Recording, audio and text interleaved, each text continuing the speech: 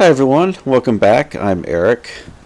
Today I'm going to finish off my series of videos on this collection of Richard Matheson stories. So I'll have several stories to talk about, so I'll get right into it, then maybe offer some reflections at the end. So the first story I'm going to talk about is called Third from the Sun. This is a science fiction story about a family or two families who are going to leave their planet, right? Because destruction is imminent, kind of like the Krypton, same situation. And that's the premise of the story, and it does have a twist ending to it, kind of a moving twist, not like a shocking twist. It actually, as far as where they're going and the destination. Of course, the title gives you the clue, but it's kind of a poignant story in its own way, and it was made into a Twilight Zone episode as well as many Matheson stories were, and they added some elements for the episode, but it's a pretty good episode. So that's Third from the Sun. The Last Day is the next story on here.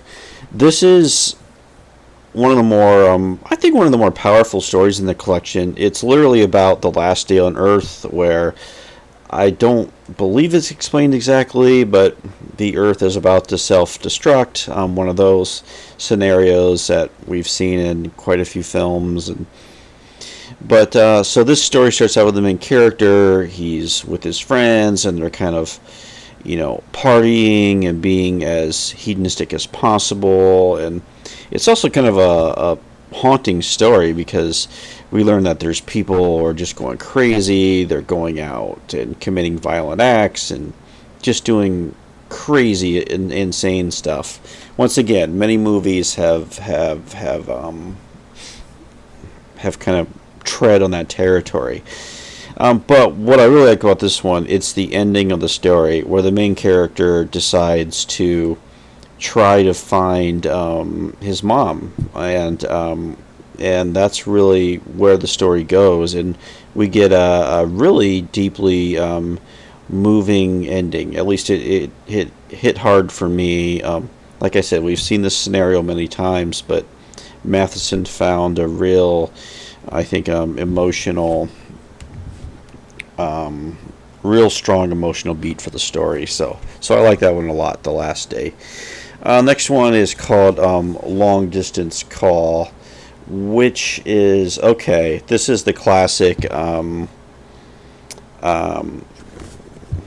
crank call, I believe in this one, yes, an older lady is getting these very threatening calls from a man who's threatening to do awful things to her, and she's an old lady, and this is that's like a very 20th century type of horror of, the calls coming inside the house, like those horror movies like that. So this story doesn't quite go in that direction. Of course, the Scream series opens on that idea of a psychopath on the phone threatening somebody.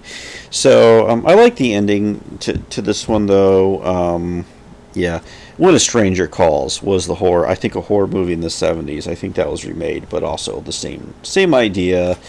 Like I said, I guess you could do a story like that today with cell phones or some device, but yeah, the idea of crank calls, I wonder if they still happen, or if people still I'm sure they do, like, play around on the phones like that, but that went on a lot more, I think, in the 50s, 60s, 70s, 80s. So this was kind of a fun long distance call. Was kind of a fun kind of a retro story with, like I said, it does have the ending is one of those that kind of sends a little chill down the spine, but it's kind of building up a punchline, and Matheson does it a lot. I guess that's the point of a twist, but not all of his stories are frightening or thrillers. Some of them are kind of like one big punchline type of story, but anyway, let's see. Deux Ex Machina is the next story on here, and see, this is, you can tell it's been a week or so since I've read these stories. I have to get caught up on what this one was about. Oh, okay. I remember this one now. This is the opening of the story is a man cuts himself shaving, right? And then from there, this is very Matheson, like a very mundane, everyday type of thing. And from that, cutting him shaving leads to a unnerving discovery, and things keep getting more and more unnerving as the story goes along, as we get into this strange sci-fi dystopian Westworld type territory as the story goes on. So yeah, that's an effective one. It's one of those where Matheson really takes a concept and just keeps building it and building it as the story goes. And it's not a long story either. It's maybe like 6 or 7 pages, but yeah, 8 pages, but it's effective in that way. So yeah. So Deux Ex Machina is a good one. Deux Ex Machina, I pronounced that correctly. Okay, let's see. One for the Books is the next one on here. This is an interesting one. This is about a custodian at a college campus who suddenly discovers he can speak different languages, okay? And then it seems to be the buildings where he works at, he suddenly gains expertise in what's happening. So if he's working in the biology building, he's an expert on biology when he's never really studied it himself. So once again, kind of a sci-fi conceit to this story.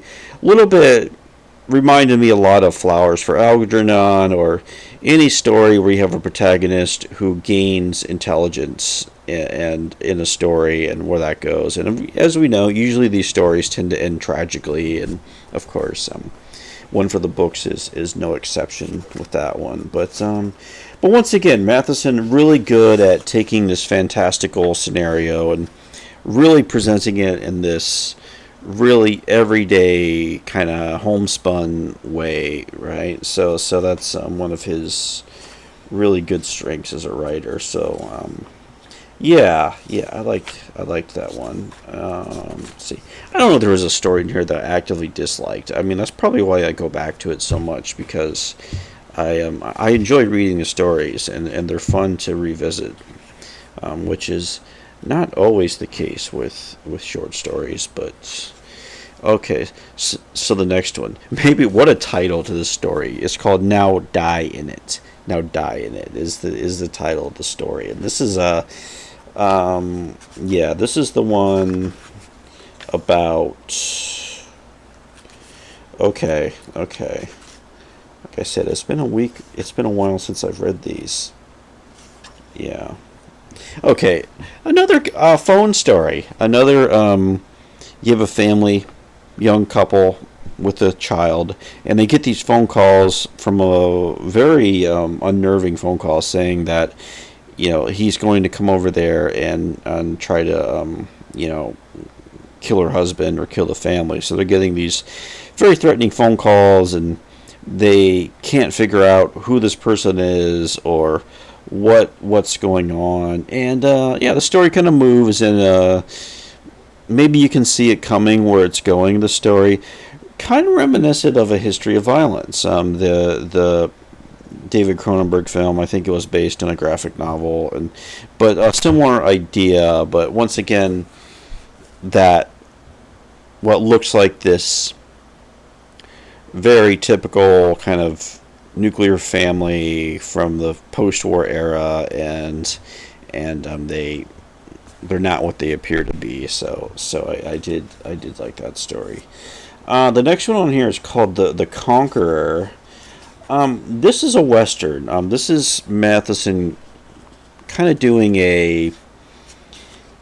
you might call it a deconstruction of like the myth of the gunslinger. There's kind of a Billy the Kid type of character in this who journeys west in the 1870s, and he wants to become an outlaw and everything. Only Matheson makes it like super ultra realistic, and the violence is really realistic. So this is a bit of an outlier in this collection because, like I said, it is a straight up western. I know later in his career, Matheson published 4 or 5 westerns, I think, in the 90s, and it'd be interesting to read those sometime. But this is a sample of him in the western genre for that story. Okay, the next one, The Holiday Man. Let's see. Okay, yeah, this is a very short. This is like a 4 or 5 page story. This is about the insurance industry and this man who works in the insurance industry who has this very strange job during the holidays. There's a little bit of a mystical sci-fi element to it, but yeah. So and the whole premise of the story is that insurance companies watch the holidays, any holiday, quite closely because a lot of stuff happens that will get insurance companies involved during the holidays, and you can probably imagine all those situations. Yeah, the interesting one. Just kind of a little, yeah, yeah. Yeah, okay. Next one is another vampire story. This one's called No Such Thing as a Vampire. There's a couple vampire stories in here. Now, this one I did see. This was made for a TV movie, part of an anthology TV movie, I believe called Dead of Night. It's on Tubi. But this was a segment in that series, directed by Dan Curtis from TV history people know that name. He did a lot of horror stuff for TV in the 1970s, but that was a Dan Curtis film written by Matheson. And this is like I said, a lot of Matheson's vampire stories are playing on the mythos of the vampire, of Dracula, and that's definitely what this one's doing, where you have it's set back in the time of Dracula, maybe late medieval, early modern period, and it's also a gaslighting story, which, as we find out, where we have in the town, in this village, there's a lot of paranoia about vampires, and there's a doctor who is kind of gaslighting his wife on this about vampirism and what it can do. So the story is sort of this elaborate scheme by the husband. So yeah, but it's a interesting story about how kind of like a rational, scientific-minded person can take people's superstitions and turn them against them, through his use of science. Not the most ethical use of science, I suppose, but that's sort of the theme that we're getting with No Such Thing as a Vampire. The TV production was okay. I mean, I would say it was more on the mediocre side, but that's just me. Okay, let's see. So, No Such Thing as a Vampire. Next, we have Big Surprise. Yeah, this is one of those punchline stories where this is more of a elaborate joke that kind of ends with a jump scare. It's about kids. It's kind of a Bradbury situation, Stephen King situation, where you have these kids, I don't know how old they are, like 12 years old or so, and they kind of rampage around town, and there's this old man, this scary old man who lives in this scary house, and they have like their own like they kind of fear this man, and they have all these legends about him, and then one of the kids starts to interact with this old man, and it kind of leads to kind of kind of interesting conclusion. Now this was a Night Gallery episode, it was a segment on the old Rod Serling series, so that's available there. Big Surprise. Another favorite of mine, A Visit to Santa Claus. This is published in the Alfred Hitchcock Mysteries, and this is it's set during the Christmas season, and we have once again a family who are going to the shopping. Not a shopping mall, kind of predated shopping malls, but like the department store, like on at the height of the Christmas rush, to get gifts in the 50s. And what I like about this story is we think about the 50s, like post-war era, all the holidays of post-war era, it was just so traditional, and everything was, as a culture, we put such a gloss and mystique around holidays of especially that specific time, like after World War II. And this is such a dark story set in that same time where I don't know if I want to say, well, let's say we have a husband and his kid is begging him to go see Santa Claus. Let's just say the husband has something on his mind regarding his wife and also regarding a crime that may or may not take place as he takes his kid to see Santa Claus. And this kind of a mean story, I like it when writers get a little mean, and setting it, and the title of Visit to Santa Claus I like is kind of a misdirection, which I liked about this story, but that's a favorite one of mine in here. Okay, just a few more. Fingerprints. Right, this is an interesting one, a little offbeat, this story. This is about a man who encounters two women on a bus, I believe, and one of them speaks or communicates through sign language. And the story goes from there, his interaction with these women, and as far as what's happening in the story, kind of about public transportation and all the random encounters that would happen, and this story is kind of an interesting meditative story called Fingerprints. Kind of like I said, and let's see, just a few more. Mute is the next story in here. This is about this short story. It's about a little boy who was traumatized during World War II, and he cannot speak. He lost his ability to speak. So, and the story is about he's been taken to America. Like, he was in Europe during the war, and now he's been adopted by Americans, I believe, and they're trying to work with this boy to get him to. And the boy back in Germany was being used by German scientists as part of their, I think, telekinesis experiments, and the idea of psychic communication, which kind of playing upon all those myths, or partly myths, about German Nazi science and what they were doing. So, but this is also kind of a drama of the story about the boy and how he recovers. So, like I said, another one that's a little bit different in tone. You almost feel like this one could have been a novel because it's a little bit more ambitious in terms of the narrative of the short story. So I wonder if Matheson considered expanding that into a novel. It would be an interesting novel about a child who was brought to America, was traumatized by the Nazis, and has to kind of rebuild their life in America. Now, there was a Twilight Zone adaptation of this one.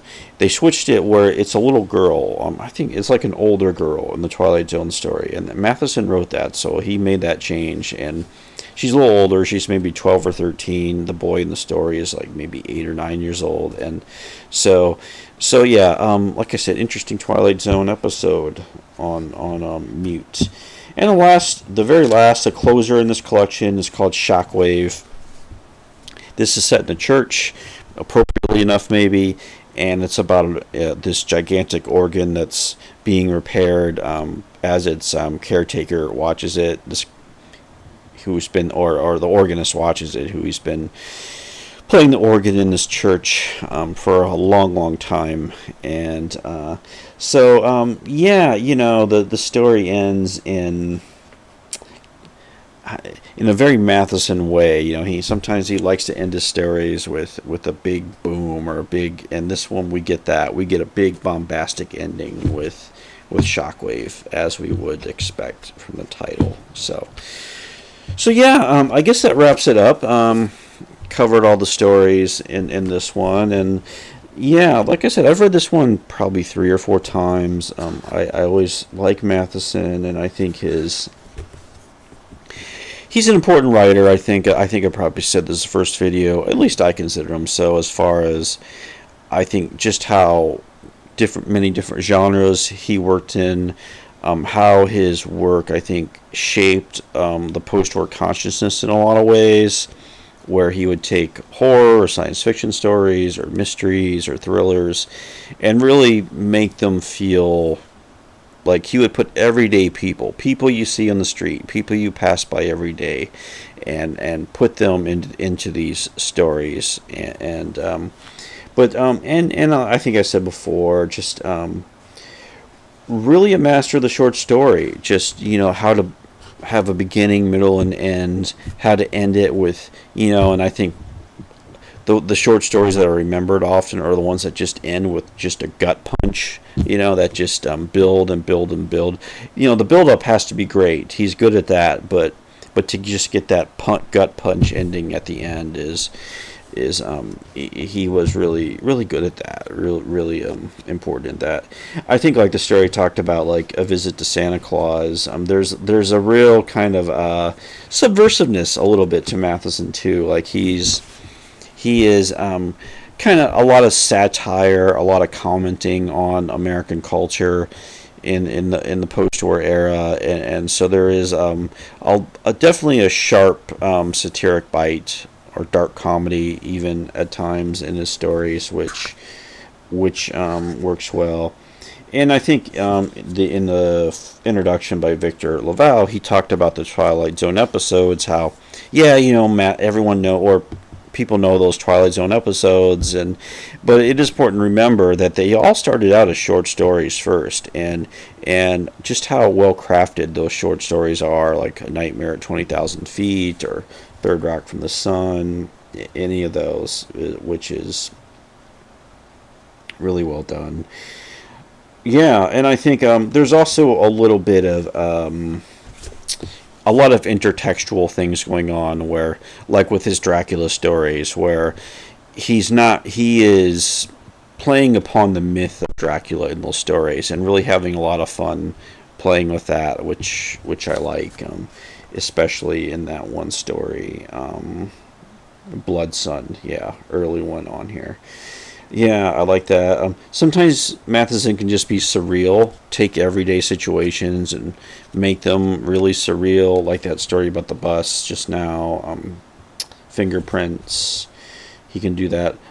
Very short story called Witch War, another favorite that I've talked about, which is very surreal, but also, like I said, has a real bite to it as well. So, yeah. So I guess that his influence, of course, I think is pretty strong, remains fairly strong.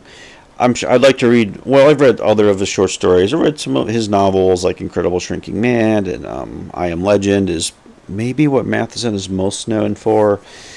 But, yeah, in his output of books, and like I said, his westerns that he wrote as well. So yeah, so I might keep doing these, kind of keep following kind of like this, like the California writers. I think they even had a name for themselves, the Southern Cal Sorcerers. Charles Beaumont, I have Perchance to Dream. I have that collection around. I've always wanted to maybe do some videos on that one, so I might do that one next. Or it might do like a Ray Bradbury collection, Illustrated Man or something like that, and kind of continue to kind of just revisit these short stories by these selection of writers. But sometimes I like to move into other areas of genre with other short story writers too, and yeah, I do that. I like I think it's I like to do that. So that's me. But anyway, that kind of wraps it up on Matheson. Thanks for watching, and like I said, hopefully I'll be back to talk about some more short stories. Have a good day.